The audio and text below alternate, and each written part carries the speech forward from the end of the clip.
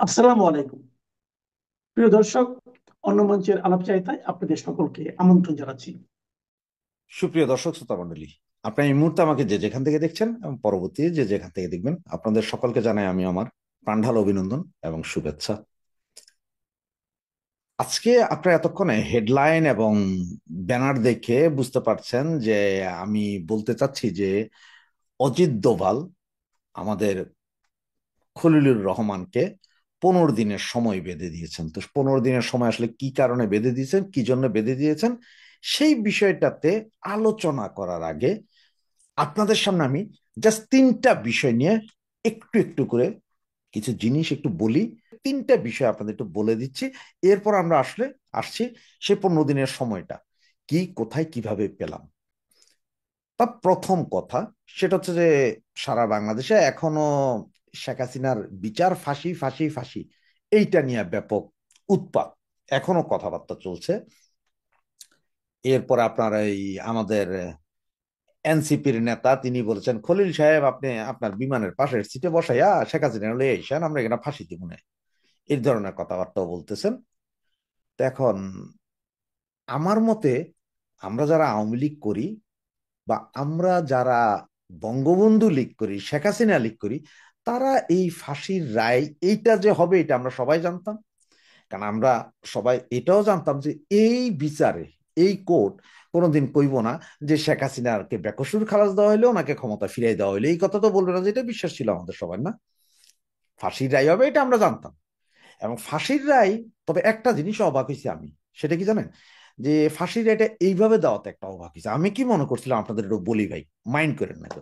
আমি ভাবছিলাম যে তারা একটা ফাঁসির রায় দিবে যে শেখ হাসিনাকে ফাঁসি দেওয়া হইলো, তবে ওনার ফাঁসিটা হইতে হবে শাহবাগের মোড়ে, সেইখানে ওনাকে ফাঁসি দেওয়া হবে, এরপরে ওনার শরীরের কাপড় চোপড় খুলিয়া, সমস্ত বস্ত্র খুলিয়া সেইটা নিয়ে আমরা টুপি টাপা পইরা একটা মিছিল করব, এই কাপড় দেখাইয়া এবং সেই দেহটা দেখাইয়া আমরা নারকীয় একটা মিছিল করব, এর কাছে আল্লাহর কাছে শুক্রিয়া আদায় করব, নামাজ পড়ব বাইতুল মোকাররমের সামনে, এরকম রায় দিবে বলে মনে করছিলাম।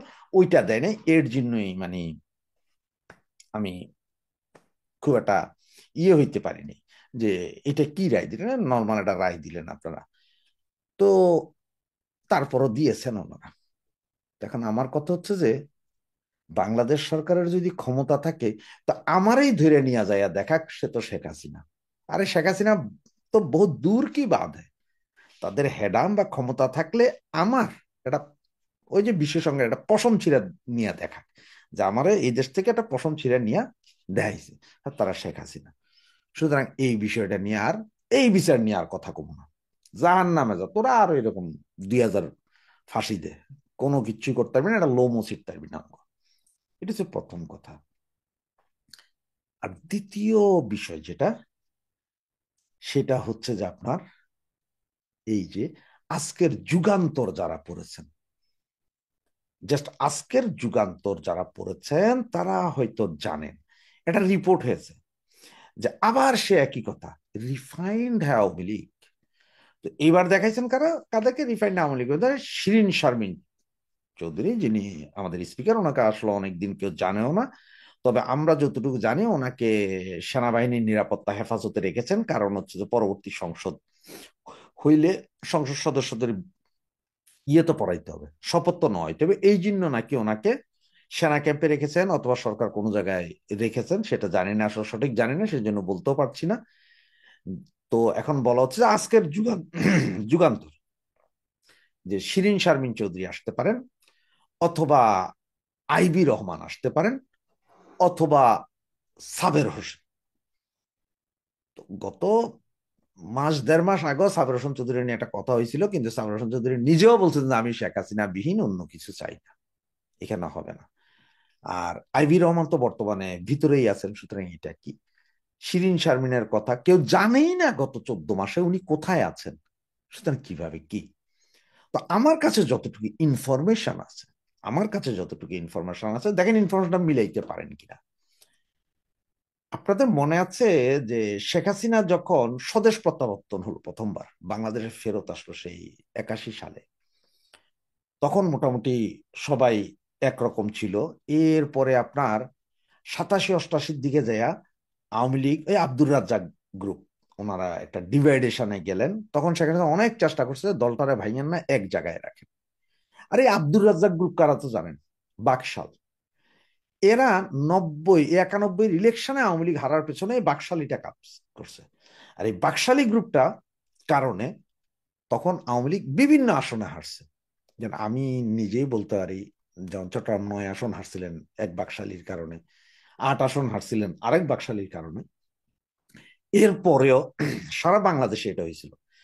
এরপরে যখন আপনার 90-এর পরে যখন আবার পুরো বাকশাল আওয়ামী লীগে মিশে গেল, মানে বাকশাল গ্রুপটা মিশে গেল, মানে তৎকালীন সময় জাতীয় ছাত্রলীগ, বাকশাল জাতীয় ছাত্রলীগ, হয়তো জাতীয় ছাত্রলীগ বললে অনেকে বুঝবেন, বাকশাল বলতে সবাই বুঝেন।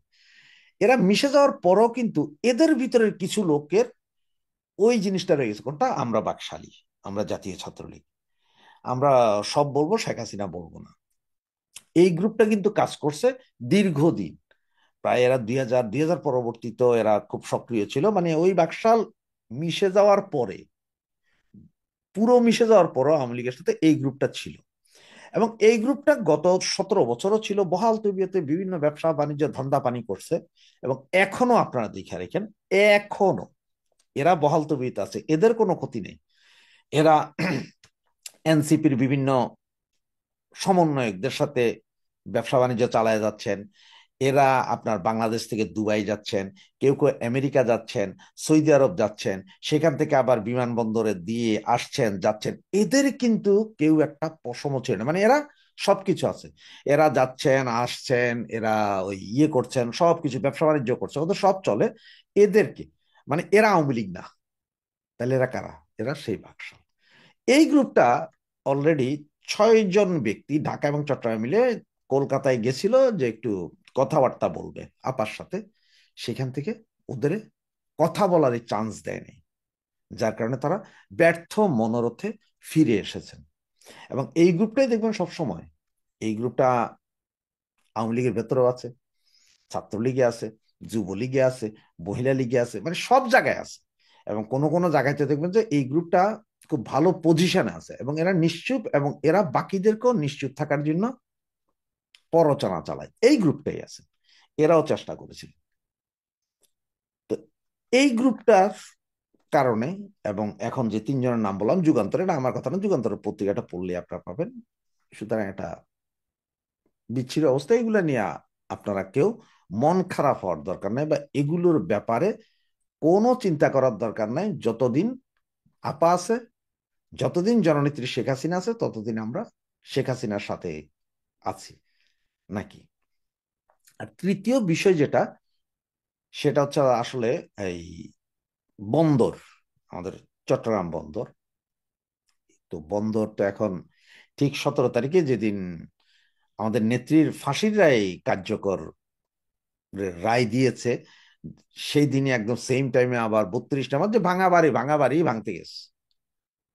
সুতরাং ভাঙতে গেছে, এবং এইটা নিয়ে এখন আবার কেউ কেউ বলতেছেন, হ্যাঁ দেখছেন, আপনার বাপেরে জিগান, অমুকরে জিগান, কেন এই 32 নম্বর, আরে ভাই বাইঙ্গা তো এটা কিছু নাই, এখন আর বাংলাও কি, আর ফুটবল খেলার মাঠ বানাইলেও কি।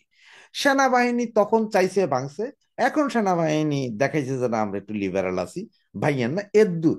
এইটা নিয়ে অতি আপনাদের একদম সেনা প্রধান, সেনাবাহিনী দেখেন ভাঙতে দেয় নাই, আমেরিকান চাপে ভাঙতে দেয় নাই, এইসব হাইপ তোলা লাভ নাই। তার কারণ কি জানেন? এই কথাটা বলার কারণ কি, সেটা হচ্ছে যে আপনার, তাও আজকেরই ঘটনা, সেটা হচ্ছে যে আমাদের মান্যবর সুধী ইউনূস ওই সেনাবাহিনীর একটা প্রোগ্রামে গিয়েছিলেন গতকাল। সেই প্রোগ্রামে গিয়ে উনি বলেছেন যে জুলাই গণ অভ্যুত্থানের সাথে সেনাবাহিনী সবচেয়ে বেশি শক্তি, যে সেনাবাহিনীর কারণেই এই অভ্যুত্থান বা এই সরকারকে দ্রুত পতন করার সম্ভব হয়েছে। বুঝছেন কে বলতেছে এটা? ডক্টর মোহাম্মদ ইউনূস, তিনিই বলছেন এই সেনাবাহিনীর কারণেই এই সরকারের পতন ঘটানো সম্ভব হয়েছিল। তার মানে কি, সেনাবাহিনী যে, আমরা এতদিন যারা বলছি সেনাবাহিনী পিছিয়ে ছিল, অনেকে বলছে যে না না না না, এইভাবে বললেন না ওইটা, সেটা আজকে ডাক্তার ইউনূস ওপেন মুখে স্বীকার করে দিলেন যে সেনাবাহিনী করেছে কাজ। তো এই ছিল তিনটা। তো এখন আসা যাক সেই আপনার 15 দিনের কি বিষয়। আপনারা জানেন যে পরশুদিন গত পরশুদিন রাতেই আপনার খলিলুর রহমান, আমাদের নিরাপত্তা উপদেষ্টা, উনি ইন্ডিয়াতে গিয়েছেন। তো উনি ইন্ডিয়াতে যাওয়ার কারণ হচ্ছে যে এই ওনাকে কেন পাঠানো, এর আগে আরেকজনের নাম প্রস্তাব করা হয়েছিল, কিন্তু সেই ব্যক্তিকে ইন্ডিয়া অ্যাকসেপ্ট করে নাই। আর ইন্ডিয়া এর আগেই খলিলুর রহমান যখন ইনুস গিয়েছিল ওই যে বিভিন্ন জায়গায়, নরেন্দ্র মোদীর সাথে যেবার প্রথম একটু মিটিং হয়েছিল, সেই সময় আপনার অজিত দোভাল চরম বেইজ্জতি করছিল খলিলুর রহমানকে, যে তুমি আমাদের সাথে কথা বলার মতো ক্যাপাসিটি নেই, তুমি হচ্ছে রোহিঙ্গা বিষয়ক উপদেষ্টা, তুমি ওখানে যাই কথা বলো, তুমি রোহিঙ্গা নিয়ে থাকো, নিরাপত্তার তুমি কি বুঝো।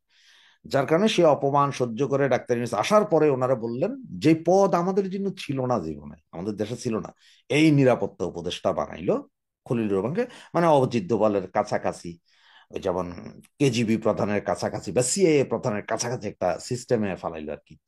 তো সে খলিলুর রহমান আসলে মূলত ইউএসএ ছিল বা কাতার ছিল বা ইউএসএ ছিল, এরকম কিছু একটা হবে। মানে উনি তার আগে, বাংলাদেশে আসার আগে আপনার ওই আমেরিকাতে যাইয়া ওনাদের যে 3 বাহিনী প্রধান, যে ইন্ডিয়ান যে মহিলা, এখন বর্তমানে কি জানি নাম, ভাই নাম আমি মনে রাখতে পারি না ভাই, মাপ চাই আপনাদের কাছে, বয়স হয়ে গেছে, নাম মনে থাকে না। এই যে মহিলা যিনি আছেন ইন্ডিয়ান বংশোদ্ভূত, ওনার সাথে কথা বলে এসেছেন। তো ওনাকেও নাকি বলেছেন যে মানে উনিও ওই ইউনূসের ব্যাপারে, মৌলবাদীর ব্যাপারে কথা বলেছেন, কিন্তু আসলে কি কথা হয়েছে সেটা জানি না।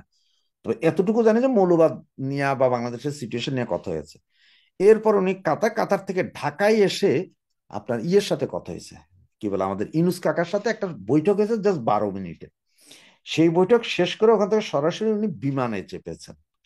সেই বিমানে উনি দিল্লি গিয়েছেন একদিন আগে।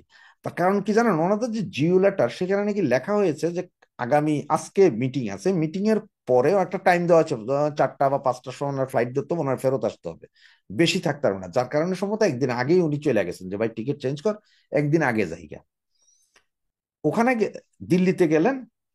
তো দিল্লিতে ওনাদের জন্য যে হোটেল রুম বুক করা ছিল, দিল্লিতে আপনার 3টে রুম বুক করা ছিল, খুব কস্টলি হাই ক্লাস রুম, ওখানে উঠেন নাই, উনি ওই হোটেলে উঠেন নাই। উনায় এখন যা বলা হচ্ছে যে উনি সম্ভবত আপনার এই ইন্ডিয়ায় নিযুক্ত বাংলাদেশের রাষ্ট্রদূতের বাড়িতে উঠেছেন বা কোথাও উঠেছেন, এইটা আসলে এখন কেউ আমরা বলতে পারি না যে আসলে কোথায় উঠেছেন। তো ওখানের পরে উনি ওই দিন রাতে ডিনার টেবিলে, যেই ছবিটা আপনার ব্যানারে দেখছেন, ডিনার টেবিলে অজিত দোভালের সাথে কথা হয়েছে। সেখানে নাকি অজিত দোভাল সরাসরি ওনাকে আপনার ইয়ে দিয়েছে, যে একটা কথা বলেছে যে বাংলাদেশে ওই যে দিল্লিতে যে ইয়েটা হয়েছে, দিল্লিতে যে বোম ব্লাস্ট, এইটার সাথে বাংলাদেশে কে কে জড়িত বা বাংলাদেশের কারা কারা জড়িত এবং কে কে ছিল, সেগুলো উনি বলেছেন বলে একদম কনফার্ম নিউজ। কে কে জড়িত সেটা আমি এর আগের ভিডিওতে বলেছিলাম, তারপরে আপনাদের সুবিধাতে আবার বলি, যারা শুনেন না শুনে নেন। সেখানে যেটা পাওয়া গেছে, এটা বিভিন্ন মিডিয়াতে এসে গেছে অলরেডি, এবং ইন্ডিয়ার 4টা গোয়েন্দা সংস্থার রিপোর্টও নাকি সেম, এটা আসবে হয়তো আপনারা জানবেন, যে জুবায়ের আহমেদ চৌধুরী হিজবুত তাহরির ঢাকা প্রধান, এবং ইব্রাহিম ইলাহি জাহির পাকিস্তানের জামিয়াতে মারকাজি আল ইহাদ নেতা। শালার এইসব হারামচোদা সংগঠনের নামও আমার ফরতারি না ভাই, কি নাম। এরপরে ডাক্তার নাসিরুল গনি, যেটা আমাদের স্বরাষ্ট্র মন্ত্রণালয়ে চাকরি এখন আছেন, যিনি সচিব, মানে এটা হোম অ্যাফেয়ার্স স্বরাষ্ট্র সচিব যিনি, উনি। মোহাম্মদ আজিজ, ঢাকা নর্থ সিটি কর্পোরেশনের মেয়র মোহাম্মদ আজিজের কথা বলছেন, এবং আপনার আনসারুল্লাহ বাংলা টিমের 2জন, এবং সুমন আহমদ বিস্ফোরক বিশেষজ্ঞ, এরা ছিল পাকিস্তানের আপনার ওই যে লস্করি তৈয়বার প্রধান নেতা, এরা ভিডিও কনফারেন্সে কথা বলেছেন। আপনার ওই যে আমাদের যে এখন যে স্বরাষ্ট্র সচিব আছে, এ তো যখন নিয়োগ পাইছে তখনই পেপার পত্রিকায় লেখা হয়েছে যে এই হিজবুত তাহরীর সাথে যুক্ত ছিল। এবং নর্থ সিটি কর্পোরেশনের যেই লোক, ওই যে হিজবুত তাহরীর আরেক নেতা, নর্থ সিটি কর্পোরেশনের যে মেয়র এখন, সেও সেম, মেয়র তো না, ও প্রশাসক আর কি, সেও সেম। এদের ব্যাপারে অনেক লেখালেখি হয়েছে বাংলাদেশের পত্রপত্রিকায়, এরা এই ঘটনায় নাকি এখন জড়িত। এটা একটা 100% প্রমাণ আছে, যেই কথাটা আপনার অজিত দোভাল ইয়েরে বলছে, এই খলিলকে বলছে।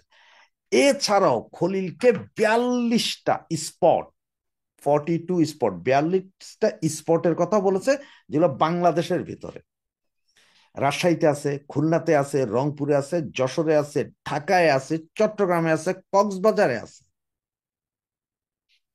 পুরো বাংলাদেশে 42টা স্পটের কথা বলেছে, যেখানে সন্ত্রাসী ট্রেনিং দেওয়া হয়, যেখানে সন্ত্রাসীদের গোপন মিটিং করা হয়, যেখানে বিভিন্ন এই জামাতুল মুজাহিদিন, তারা আল কায়দা, অমুক তমুক যা আছে, ইসলামী সংগঠন যতগুলো আছে, সন্ত্রাসী সংগঠন, এগুলো সবগুলোর ঘাঁটি বাংলাদেশে এখানে আছে। এবং এদের সবাইকে প্রশিক্ষণ দিচ্ছে আইএসআই, পাকিস্তানি ইন্টেলিজেন্স সংস্থা প্রশিক্ষণ দিচ্ছে। ভিডিও ফুটেজ সহ নাকি দেওয়া হয়েছে, এবং বলা হচ্ছে যে 15 দিন সময় দেওয়া হয়েছে কাকে,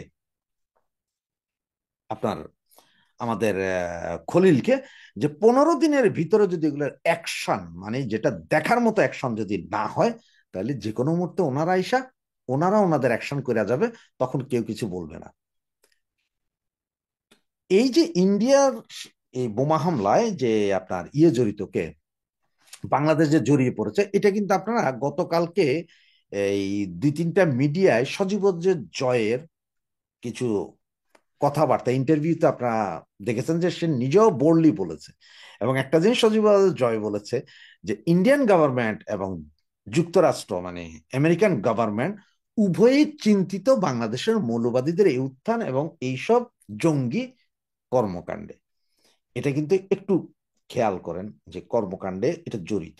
এবং একটা মজার বিষয় বলি, গত 15 বছরের মধ্যে লাস্ট 3-4 বছর, মানে আমাদের শেখ হাসিনার সরকার বা আওয়ামী লীগ সরকারের লাস্ট 3-4 বছরের মধ্যে ডোনাল্ড লু, ডোনাল্ড লু নামে একজন ছিলেন না, ওই যে এশিয়ান বিষয়ক যে ছিলেন, যার দায়িত্ব ছিল বাংলাদেশ, ইন্ডিয়া, পাকিস্তান, ভারত, শ্রীলঙ্কা, নেপাল, ভুটান, এগুলার জিও পলিটিক্স বা ইয়েটা যে দেখতেন, সে ডোনাল্ড লু।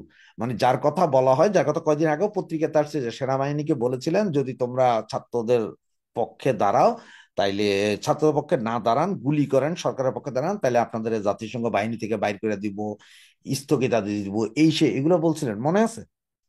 সেই লোক, তাকে চেঞ্জ করে এখন তার জায়গায় বসানো হচ্ছে পল কাপুর। অলরেডি বসাই দিছে ওনাকে, পল কাপুর। এই পল কাপুরটাকে, পল কাপুর হচ্ছে যে অরিজিনালি ইন্ডিয়ান বংশোদ্ভূত, তার জন্ম দিল্লিতে, তার পড়ালেখার অনেকটাই দিল্লিতে হয়েছে এবং এরপরে আমেরিকাতে। তবে উনি একজন শিক্ষক এবং গবেষক। আর ওনার সবচেয়ে গবেষণার কাজ কি জানেন? গবেষণার কাজটাই হচ্ছে যে ইসলাম এবং মৌলবাদী শক্তি। এবং ওনার গবেষণাটা টোটালি পাকিস্তানের ইসলামিক মৌলবাদীদের নিয়ে যে গবেষণা করেছিলেন, যে উনি বলেছিলেন যে ওই গবেষণা, যে ওই মৌলবাদীরা ইসলামাইজেশনের যে মৌলবাদিতা আছে সেটাকে পাকিস্তান রাষ্ট্রীয়ভাবে স্বীকৃতি করে রাষ্ট্রীয় নিয়ম কানুন মেনে ফেলছে। সেই ব্যক্তি যে কিনা গবেষণা করছে কি নিয়ে, মৌলবাদীদের উত্থান, জঙ্গি, সন্ত্রাসী, হিজবুত তাহরি, মাহিরি, অমুক তমুক যা যা আছে, লস্কর তৈয়বা, এদের নিয়ে, সেই ব্যক্তিকে এখন ঠিক ডোনাল্ডোর জায়গায় এনে বসাইছে। বুঝতে পারছেন হিসাব? তার মানে কিভাবে মারতেছে দেখেন। ওইদিকে আমেরিকার 3 বাহিনী প্রধান, উনিও ইন্ডিয়ান বংশোদ্ভূত একজন সনাতনী মহিলা। এইদিকে পাল কাপুর, উনি আবার এই ইসলামাইজেশনের কারণে যে মৌলবাদীদের মাইরা দিতেছে ডট ডট, ওই ব্যক্তি কেনা বসাইছেন, যিনি এই অঞ্চলে, এশিয়ান অঞ্চলে যে মৌলবাদী শক্তি, এটার উপর গবেষণা করেছেন দীর্ঘদিন, একদম বাটাম লাগায় মারেন, ওনাকে বসানো হয়েছে। এবং এই মুহূর্তে ওই যে আপনার আরেকটা ছিল না আমাদের দেশে, হাঁস হাঁস, হাঁস হাঁস, এখন একটা চুপ, সে তো নাই পর সে তো এক পর্যায়ে মানে ওই প্রয়োজনে খালেদা জিয়া সরাইয়া নিজেই বিএনপির দায়িত্ব নেয়, জামাতের দায়িত্ব নেই, এই অবস্থা ছিল।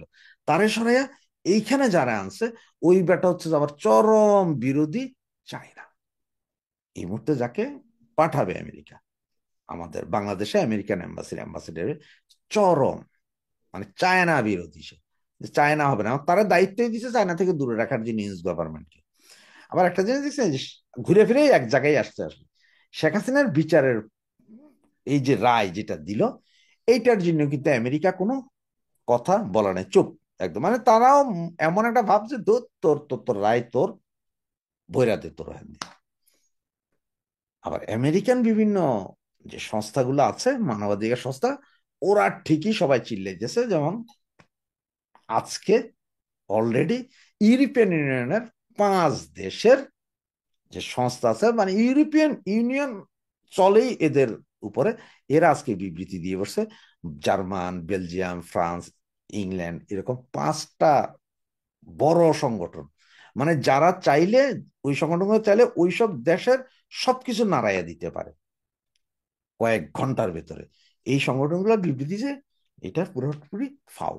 সুতরাং এই বিচার কার্য নিয়ে আর কথা বলবো না। এবং আপনারা এখন বুঝছেন যে 15 দিনের সময়, সেই কথায় আবার আসি, সেই 15 দিনের সময় হচ্ছে এই 42টা বেজ ভাঙিয়ে দিতে হবে। বাকি ওই যে 2টার কি করবে সেটাও দায়িত্ব। আর বাড়াবাড়ি করতে মানা করেছে। যদি 15 দিন, আগামী 15 দিন, তো 15 দিনও সময় পাই কিনা জানি না, কারণ আমার কাছে যতটুকু ইনফরমেশন আছে সেটা হচ্ছে নভেম্বরের 30 তারিখ পর্যন্ত সম্ভবত দেখবে। হয়তো 4-5 তারিখ থেকে, আমরা ডিসেম্বরের 4-5 তারিখ থেকে হয়তো দেখতে পারি যে কোথাও না কোথাও মরছে পড়ছে। এবং আরো বলে দিচ্ছে যে এই যে সন্ত্রাসী সংগঠন আইএসআই এর যেসব সংগঠনগুলো বাংলাদেশে আসে, এইটা যদি আগামী 72 ঘন্টার ভিতর বন্ধ না করায়, সেটার অ্যাকশনও ইন্ডিয়া নিবে বলে আমার কাছে এই মুহূর্তে ইনফরমেশন। এবং এই ইনফরমেশন গুলা হয়তো আপনারা মনে করতে পারেন যে দৌড় ভাই আপনি কি থেকে, আজকে না হোক কালকে না হোক, 1 সপ্তাহের ভিতরে আমি যা বলেছি তাই আপনারা দেখতেও পাবেন, শুনতেও পাবেন বিভিন্ন বড় বড় নিউজ চ্যানেল, ইউটিউবারের কাছ থেকে। একটা কথা আমরা বোধহয় নিশ্চিন্তে বলতে পারি, ধরেন আওয়ামী লীগের নেতৃত্বে যদি কোনো পরিবর্তন আসে, সেটা আওয়ামী লীগের মতো করে আসবে, এটা এর মধ্যে প্রমাণ হয়ে গেছে। কারণ এর মধ্যে কয়েকবারই আলাপ তো উঠেছে গত 6 মাস ধরে, রিফর্ম আওয়ামী লীগ, এই আওয়ামী লীগ, সেই আওয়ামী লীগ, সতীসাধ্য আওয়ামী লীগ, কিন্তু বারবারই ডিরেক্টলি ইনডাইরেক্টলি এটা বর্ডারের ওপার থেকে, সীমানার ওপার থেকে, পরে দেখা গেল যে না, আওয়ামী লীগ তার নিজের মতো করে রিফর্ম, ধরেন প্রকৃতির কিছু নিয়ম আছে। বিএনপি চেয়ারপারসন বেগম খালেদা জিয়া একটা সময় গিয়ে তার ছেলের হাতে তো তিনি ক্ষমতা বলি বা দল পরিচালনা দিতে বাধ্য হয়েছেন। এখন যেটুকু আছেন সেটুকু বটবৃক্ষের মতো অনেকটা হয়তো আছেন।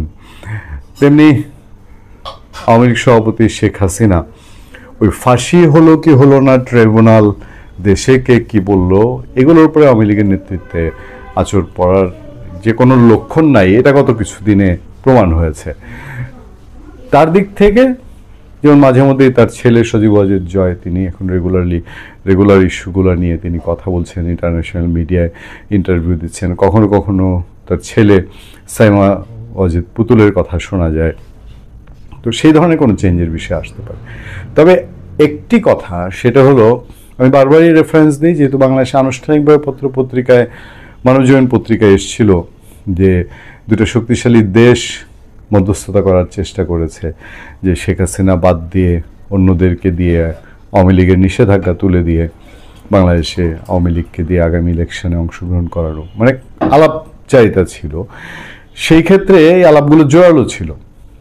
তবে এখন যে বাস্তবতা, বিশেষ করে শেখ হাসিনার মামলার যে রায় ট্রাইব্যুনাল হয়েছে, এরপরে আওয়ামী লীগ আগামী নির্বাচনের জন্য আসবে, ডক্টর ইউনূস বিদায় নিবে কি নিবে না, এর চেয়েও মনে হয় যে আওয়ামী লীগের নিষেধাজ্ঞা তুলে নেওয়ার পরেই যে ধরনের সিচুয়েশন হতে পারে, এই সিচুয়েশন মাথায় রেখেই আওয়ামী লীগের নেতৃত্ব ভবিষ্যৎ কী হবে না হবে এগুলো নিয়ে নতুন করে সেই দলের বাইরে আর কারো প্রেসক্রিপশনে বোধহয় তারা চলবে কিনা।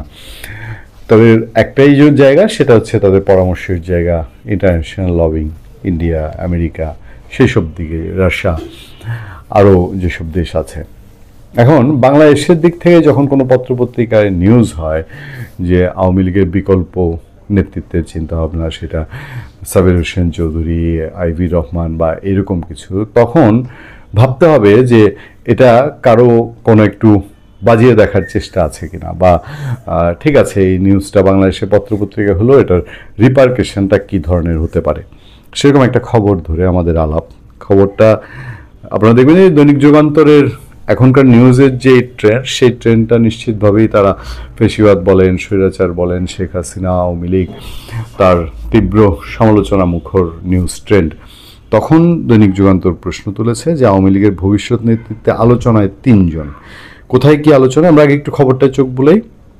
আওয়ামী লীগ সভানেত্রী শেখ হাসিনার মৃত্যুদণ্ড ঘোষণার পর দেশের রাজনৈতিক অঙ্গনে এখন সবচেয়ে আলোচিত বিষয় দলটির ভবিষ্যৎ নেতৃত্ব কারা দেবেন এবং দলটি কিভাবে টিকে থাকবে।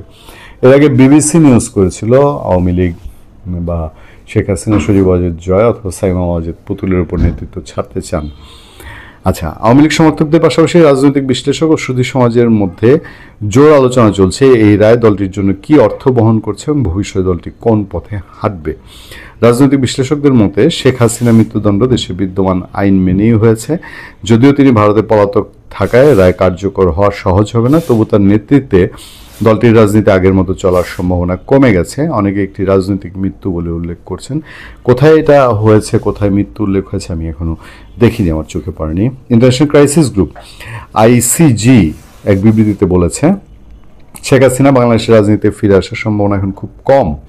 তার নেতৃত্বে আওয়ামী লীগের রাজনীতিতে ফেরা আরো কঠিন বলে মন্তব্য করেছে সংস্থাটি।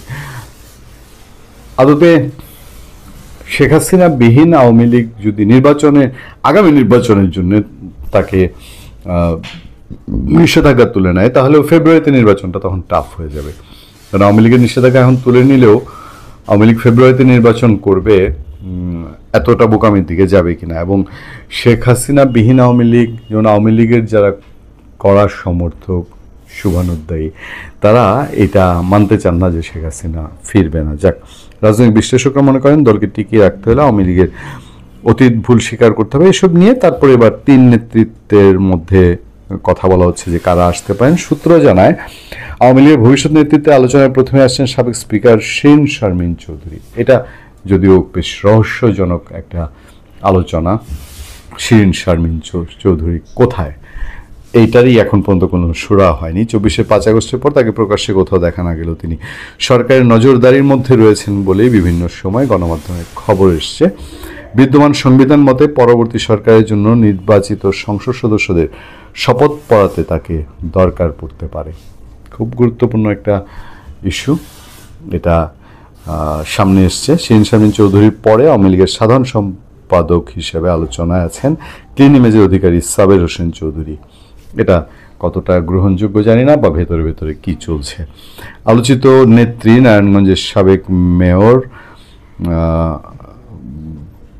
সেরিনা হায়াত আইভির নাম। আইভি এখন জেলে আছেন। কয়েকটি মামলায় সম্প্রতি তার জামিন হলো। নতুন করে আরও 4 হত্যা সহ 5 মামলায় তাকে সোনের দেখানো হয়েছে, যেটা এই সময় খুব বেশি হয়। অন্যদিকে সাবির হোসেন চৌধুরী গ্রেফতার হলেও পরে জামিন পেয়েছেন, যদিও তিনি রাজনীতিতে এখন নিষ্ক্রিয়, রাজনীতির কোনো অনুষ্ঠানে যাচ্ছেন না, কোথাও কোনো মন্তব্য করছে না। তবে সম্প্রতি তার বাসায় ইউরোপীয় ইউনিয়নভুক্ত 3টি দেশের রাষ্ট্রদূতদের বৈঠক নিয়ে বেশ আলোচনা হয়। এটা আওয়ামী লীগ বলতে যা বোঝায়, বা দিল্লি ভারতে থাকা আওয়ামী লীগ যারা কলকাতায় মিটিং করছেন, দিল্লিতে মিটিং করছেন, এই যে 3টার নাম সাবির হোসেন চৌধুরী, সেরিনা হায়াত আইভি বা শিরীন শারমিন চৌধুরী, সেই জায়গাটায় এই আলাপ কতটুকু আছে, সত্যিকার অর্থে আছে কিনা, এটা অনেকটা নির্ভর করবে। কারণ হঠাৎ করেই বাংলাদেশ থেকে ধরেন এই 3জনকে, বাংলাদেশের ভেতর থেকে যদি কোনো ঘোষণা আসে যে এই 3জন আওয়ামী লীগের নেতৃত্বে চলে আসে, তাহলে এইটা আবার সীমান্তের ওপার থেকে যদি গ্রিন সিগন্যাল না থাকে, তাহলে এই যে আওয়ামী লীগ সমর্থক অথবা যারা মিছিল করেন অথবা যাদের কথা বলা হয়, যাদের ভোট চিন্তা করে এইরকম যে না কোনো একটা রিফর্ম আওয়ামী লীগ আসতে পারে, তারা আবার মেনে নেবেন কিনা। কারণ তাদের মেনে নেওয়ার একটা মাইন্ডসেট আছে। আমি সবসময় বলি যে বাংলাদেশে আওয়ামী লীগ এবং বিএনপি করে মানুষজন লজিক্যালি না, তারা তার চেয়ে অনেক বেশি ইমোশনালি আওয়ামী লীগ এবং বিএনপি করে। ফলে ওই ইমোশনের জায়গাটায় তার মাইন্ডসেট আপ, তার মেনে নেওয়ার বিষয়টা, এটা খুব গুরুত্বপূর্ণ একটা ভূমিকা রাখবে। আপনারা এখনও দেখবেন যে গ্রামে গঞ্জে বহু বয়স্ক মানুষজন, আমি মাঝে মধ্যে আমরা সোশ্যাল মিডিয়ায় দেখি 80-85 বছর বয়স, তাদের বোধের মধ্যে একটাই, তিনি যে নৌকায় ভোট দিয়েছিল 55 সালে, কি নৌকায় ভোট দিয়েছিল, আর কোনো লজিক তার মধ্যে কাজ করবে না। এটা বিএনপির অনেক সমর্থকের ক্ষেত্রে আছে যে হ্যাঁ কোনো একটা কারণ। আমি এমন লোকও দেখেছি প্রচণ্ড ক্ষুব্ধ বিএনপির কর্মকাণ্ডের উপরে, হতাশ, কিন্তু আপনার আমাকে এমনও শেয়ার করছে যে আমি যখন ছোট, বরিশালে জিয়াউর রহমান গিয়েছিল, আমার মাথায় হাত দিয়েছিল, এই কারণে আমি বিএনপি করি। বলে যে আমার ইচ্ছা করে জামাত করতে। সত্যিকার অর্থে আমার এরকম একজন সাংঘাতিক বাস্তব অভিজ্ঞতা আছে। তিনি ইলেকট্রনিক ব্যবসা করেন ঢাকা শহরে এক জায়গায়। বলে যে আমি জামাত করতাম যদি জিয়াউর রহমানের এই হাতের স্মৃতি আমার মনে না থাকতো। বাংলাদেশ আওয়ামী লীগ বিএনপি এরকম ইমোশনালি মানুষজন করে। ফলে এই তিনজন থেকে নেতৃত্ব হবে কি হবে না, এটাও ইমোশনের পাল্লাতেই সর্বোচ্চ শেষ বিচার হবে হয়তো। ভালো থাকবেন, সুস্থ থাকবেন। আপনাদের